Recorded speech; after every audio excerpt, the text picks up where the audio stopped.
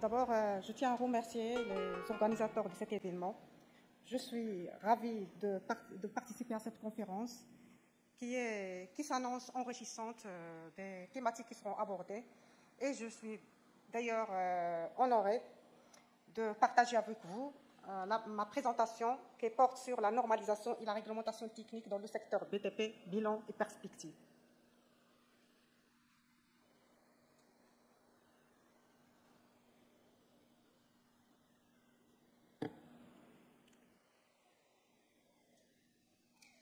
Ma présentation, je vais la structurer de la façon suivante. D'abord, une introduction rappelant les missions du ministère, les apports, le poids du secteur BTP et ses enjeux. Je vais continuer avec la présentation de la normalisation dans le secteur BTP, ses apports, les catégories de normes élaborées et avec un focus sur le bilan de réalisation et la réalisation phare des commissions techniques présidées par le ministère. Puis, je vais enchaîner par la mise au point de la contribution du ministère dans le développement de la réglementation technique dans le secteur BTP. Et je terminerai par les perspectives en matière de normalisation et de réglementation technique. Conformément au décret portant sur l'organisation du ministère, la mission du ministère est d'élaborer et mettre en œuvre la politique du gouvernement dans les domaines de son intervention, à savoir les routes et autoroutes, l'hydraulique, ports et domaines publics maritimes, travaux publics et maîtrise d'ouvrage délégués et la métrologie. Il est investi d'une double mission. Mission opérationnelle, c'est la réalisation des infrastructures de base, et la mission régalienne, c'est le développement de la normalisation et de la réglementation et de la vulgarisation des techniques, une mission qui est pilotée par la Direction des affaires techniques et de relations avec la profession.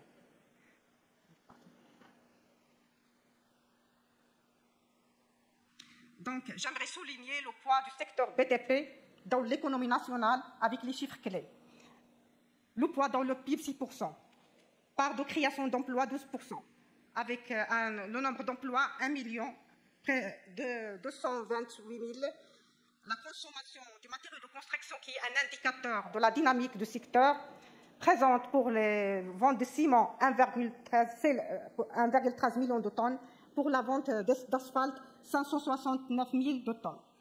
Donc, pour assurer sa pérennité, le secteur BTP doit répondre à un certain nombre d'enjeux de développement liés à la sécurité des bâtiments et des infrastructures, la qualité des matériaux et des travaux de construction et la durabilité associée aux pratiques de construction durable.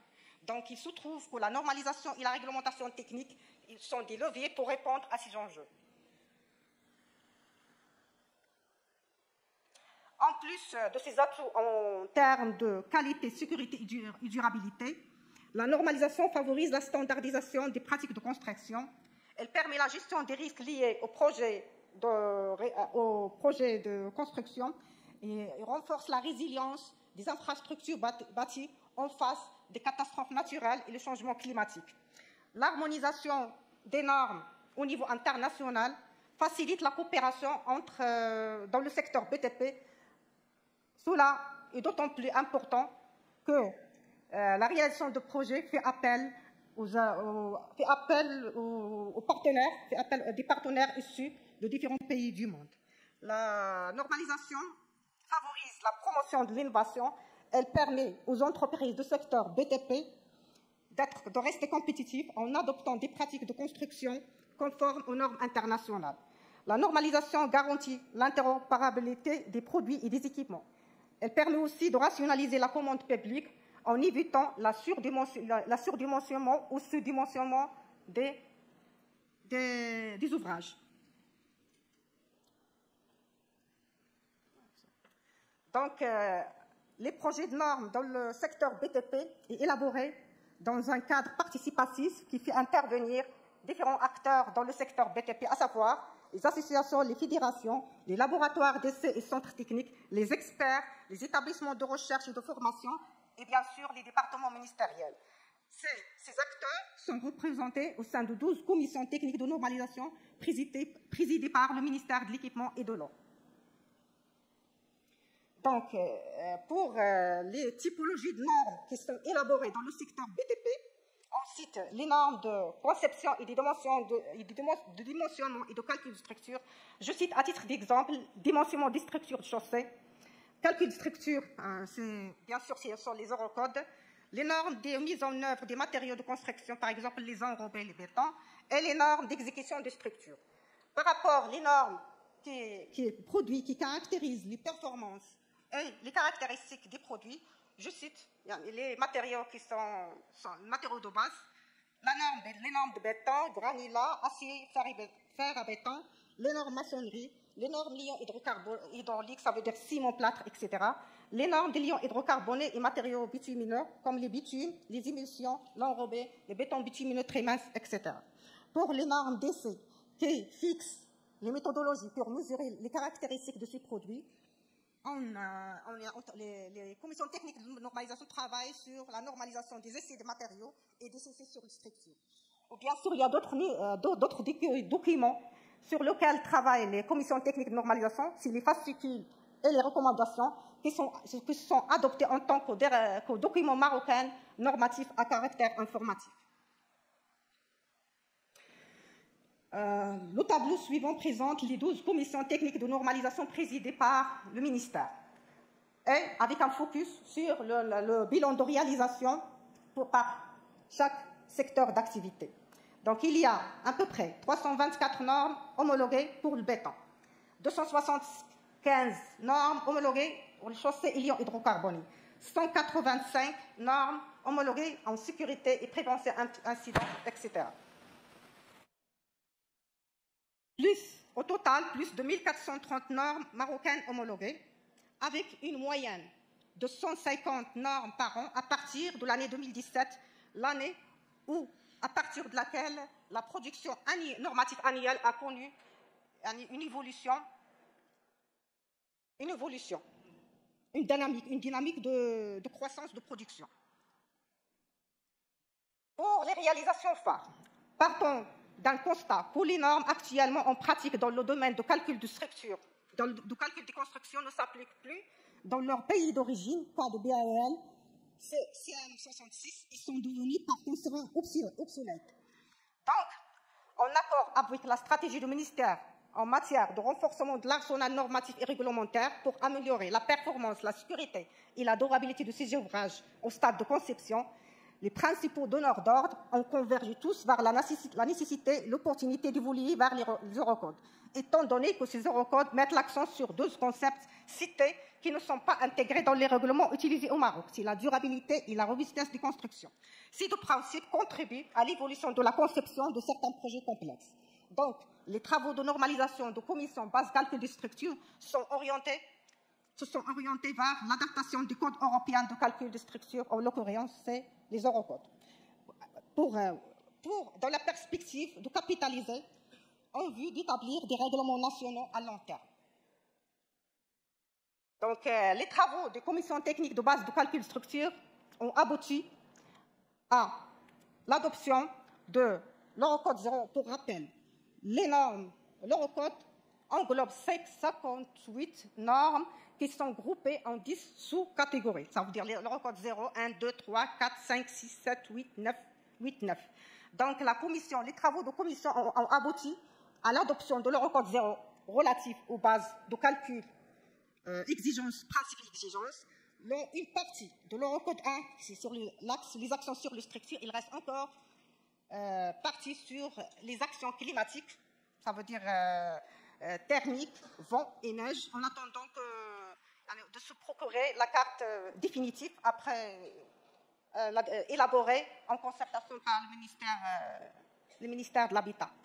Il y a l'Eurocode 3 relatif au calcul de structure en acier, l'Eurocode 5 calcul de structure en bois, 6 en aluminium, 9 en maçonnerie, 7 c'est calcul géotechnique. Il reste une partie de l'Eurocode 2.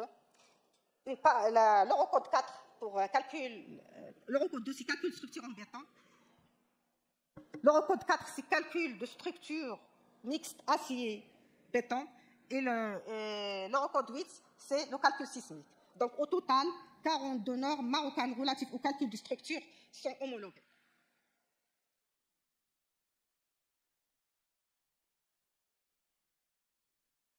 Pour autre réalisation phare, c'est la révision de la norme NM 10108 par la norme NM EN 206, qui est une reprise intégrale de la norme européenne 206.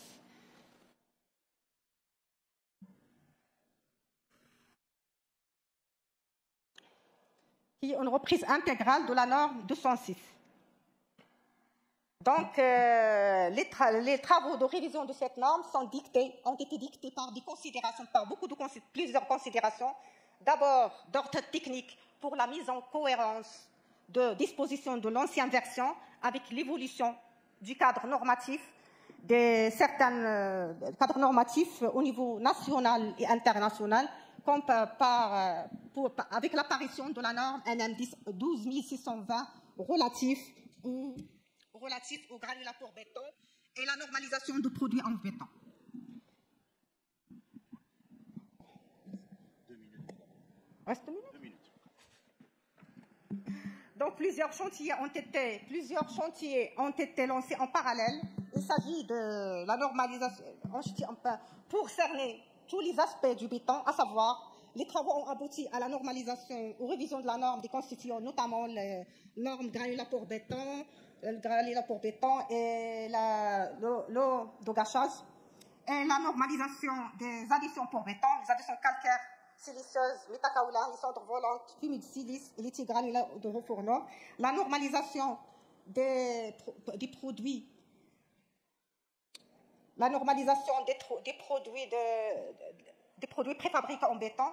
Et en 2023, c'était la révision de la norme relative aux normes d'exécution des ouvrages en béton et la normalisation d'exécution des structures en béton.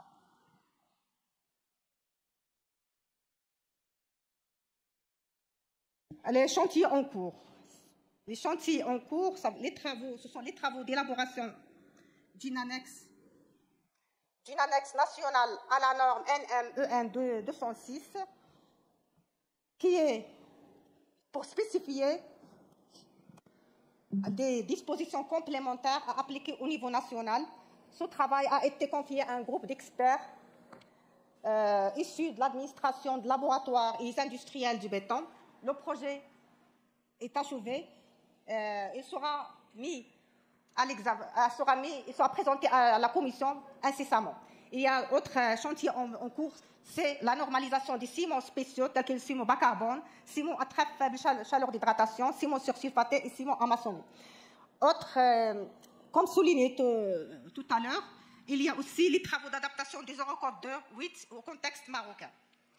La commission technique de normalisation des fers à béton a lancé aussi ces travaux pour normaliser les armatures pour béton, les treillis roudisseurs et les treillis soudés de surface, et les travaux de révision de la norme relative aux treillis soudés sur la norme marocaine NM 014220. Il faut conclure, Madame Louafi, s'il vous plaît. Vous êtes déjà à 14 minutes. Allez-y. Il reste la partie réglementation technique. Pardon? Il reste la partie réglementation technique. Oui, mais on n'a pas le choix. Allez-y, concluez, s'il vous plaît. D'accord, avec perspective. Voilà, passez directement en perspective. D'accord. Donc, en accord pour continuer la stratégie du ministère en matière de renforcement de l'arsenal normatif marocain dans le secteur BTP et son référentiel et le référentiel réglementaire, les quatre axes stratégiques ont été par rapport aux perspectives. Nos perspectives reposent sur 4 axes stratégiques. Accélérer l'adoption et l'harmonisation de l'arsenal normatif dans le secteur BTP pour accompagner les grands chantiers d'infrastructures en perspective de l'organisation des Coupes d'Afrique 2025 et de la Coupe du Monde 2030. Promotion de la normalisation et la réglementation technique pour les matériaux plus durables et des techniques de construction écologique visant à réduire l'empreinte de carbone des constructions et à minimiser les impacts sur l'environnement. Doter les secteurs maritimes portuaires des commissions techniques pour le développement des normes relatives aux conceptions et l'exécution des travaux maritimes et portuaires et la mise en place des normes réglementaires pour la conception et le dimensionnement des structures pour leur résistance au séisme. Et merci beaucoup.